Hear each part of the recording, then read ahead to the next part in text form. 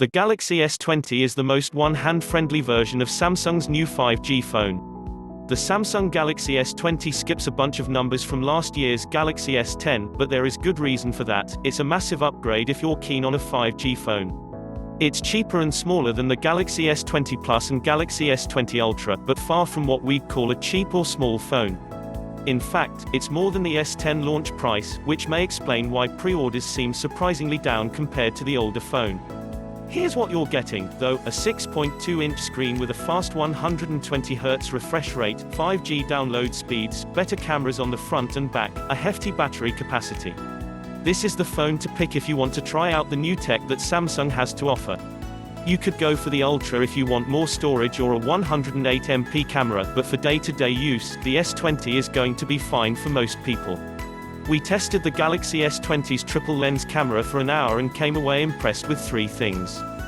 Firstly, Samsung has boosted the individual pixel size from 1.4 microns on the S10 to 1.8, and, second, the camera sensors themselves are larger, all of them. Samsung says nighttime photos will be clearer in what it calls the biggest overall upgrade to its phone cameras since the Galaxy S7 in 2016. That's a bold claim. We can say that we saw better photos in our Galaxy S20 Ultra camera test.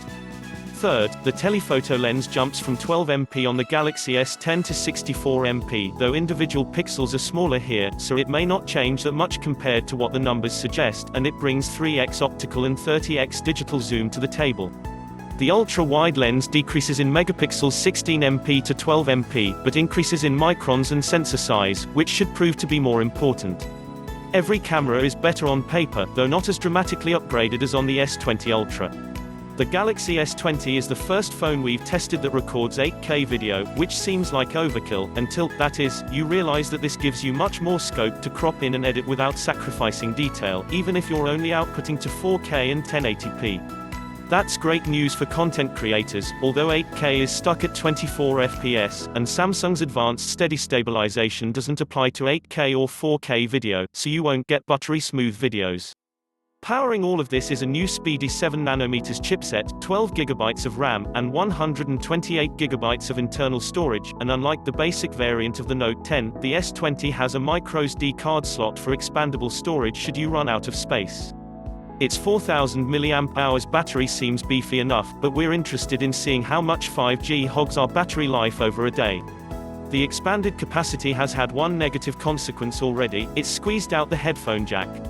It's the same story with the S20 Plus and S20 Ultra, and it's the first time Samsung has dropped the feature from its S range.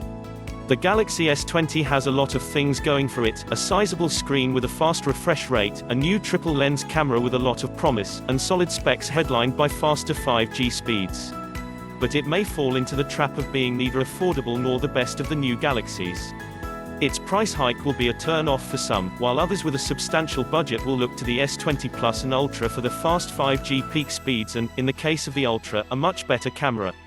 Brace yourself, you're going to pay more for the Galaxy S20 than last year's flagship Samsung phone due to its 5G upgrade, bigger camera sensors and larger 6.2-inch 120Hz display.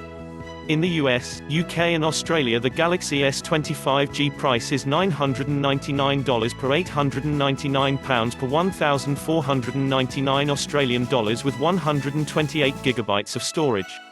If you want 512GB of storage, you'll have to buy the S20 Ultra.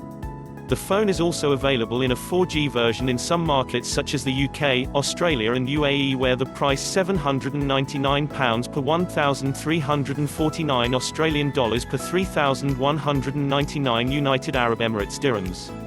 Those in the US are only able to get the phone in its 5G variant. This new price means that, in at least one region, the flagship inherits the Galaxy S10 Plus launch price $100 more than the base model S10. It also matches the $999 iPhone 11 Pro launch cost, although Apple's phone has a smaller 5.8-inch display and that price gets you just 64GB of storage. When will you be able to buy one? The Samsung Galaxy S20 release date is Friday, March 6 in the US, Australia and the UAE, and Friday, March 13 in the UK, although many networks are offering it for pre-order now. Why is it out a week later in the UK? We've got no clue. The Galaxy S20 has a 6.2-inch display, offering exactly 0.1-inch more screen real estate than last year's 6.1-inch S10. It doesn't dramatically change the overall size of the phone, and its max resolution remains the same as recent Samsung Galaxy S models at QHD+ 3040 by 1440. Samsung is still offering a default resolution of Full HD Plus 2220 by 1080, which looks more than sharp enough for most tasks and saves battery, giving power users an option if they want to push things harder. Here's another reason to keep the screen locked to 1080p. The new 120Hz refresh rate isn't QHD Plus compatible, and the jump from 60Hz to 120Hz is significant in offering a more fluid experience when gaming or surfing the web, as we've seen on the Asus ROG 2 and Razer Phone 2, even if this phone has to be in 1080. The S20 has also improved touch sensitivity to 240Hz to make games more responsive, by sensing your finger brushes on the screen at a much higher rate than previously. We know the hearing about an increased screen size might be worrying for some. There's pent-up demand for smaller one-hand friendly phones, and we have good news and bad news about that.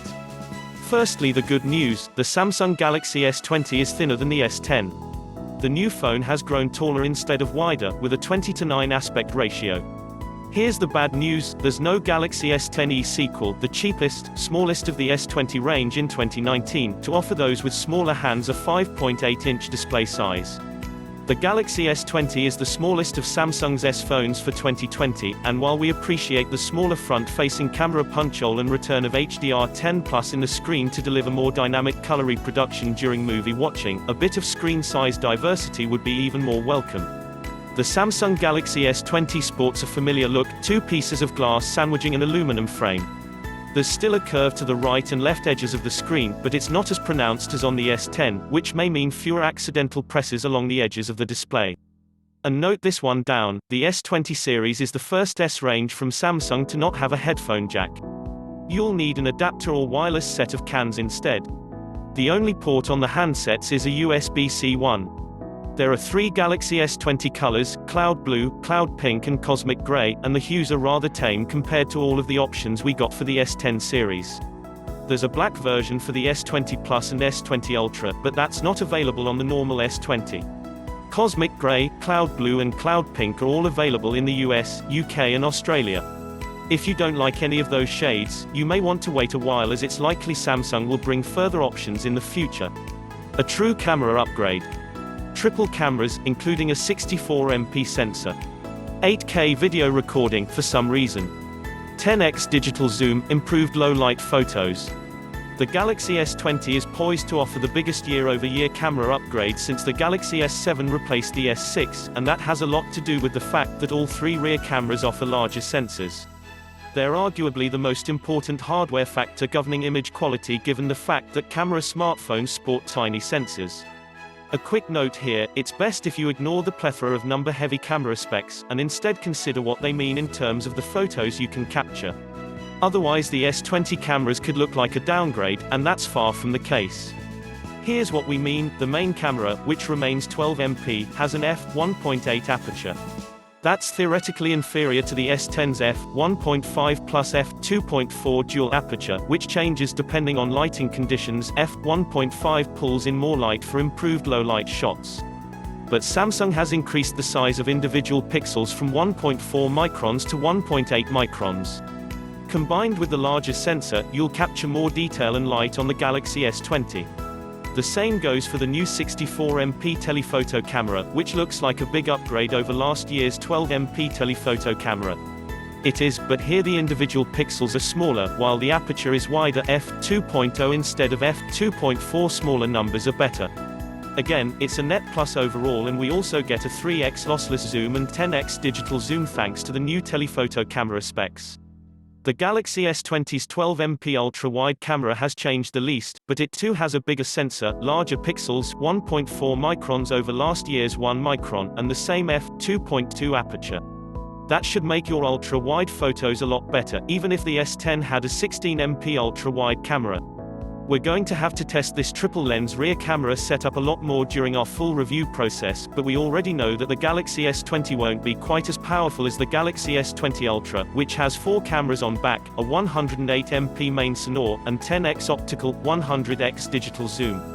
The Galaxy S20 breaks new ground with the introduction of 8K video recording and anti-roll correction up to 60 degrees as part of its super steady stabilization feature. Just don't expect to be able to use both this higher resolution and Samsung's advanced stabilization tech at the same time. Super Steady is still strictly a 1080p affair, it doesn't even work in 4K. 8K recording, limited to 24 FPS, has one big benefit: you'll be able to crop and edit videos without sacrificing quality if you export to 4K or 1080p. But it's still in its infancy on smartphones, and we still imagine that most people will shoot in 4K, where you can get more control over frames per second, 20x video zoom, 8K is stuck at 6x zoom, and files that are smaller 8K footage will eat about 600 MBs per minute in the HEVC format. If you do decide to shoot in 8K, you can hit the camera button when you're recording to take an instant 33MP still image.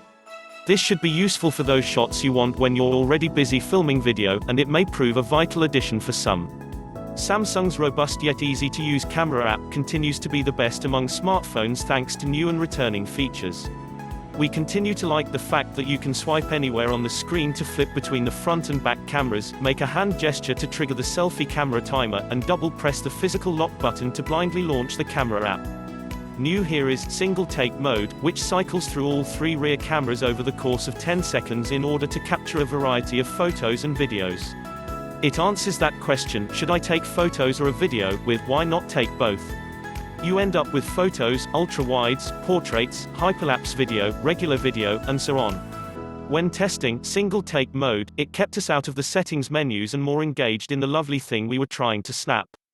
We'll have a lot more to say about the Samsung Galaxy S20 cameras in our full review when we've had more time to try out the various features, but we'll leave it at that for now. Okay, one more, you'll be able to easily clip 33MP photos from video, which should prove handy. The Galaxy S20 is the best first chance for mainstream consumers to get 5G on their smartphone. Only 1% of smartphones shipped in 2019 were 5G phones, and most were expensive variants of 4G flagships. The S20 is a flagship phone and yet still 5G enabled by default, and its download speeds will hover around 200 megabits per second on average, 6x greater than 4G speeds in some parts of the world. That does, of course, depend on 5G being available in your area, but with the Galaxy S20 Samsung is baking in a future-proof connection for many. Here's everything you need to know about 5G. There's an important distinction between the 5G capabilities of the Galaxy S20 on one hand, and the S20 Plus and Ultra on the other. While all 3 support the low to mid-band sub-6 technology, only the Plus and Ultra have mmWave antennas, which pull down much faster speeds. Though the range of mmWave is very limited, we were already getting 1.4 gigabits per second in May 2019, when we tested mmWave 5G in Chicago on Verizon's newly rolled out 5G network.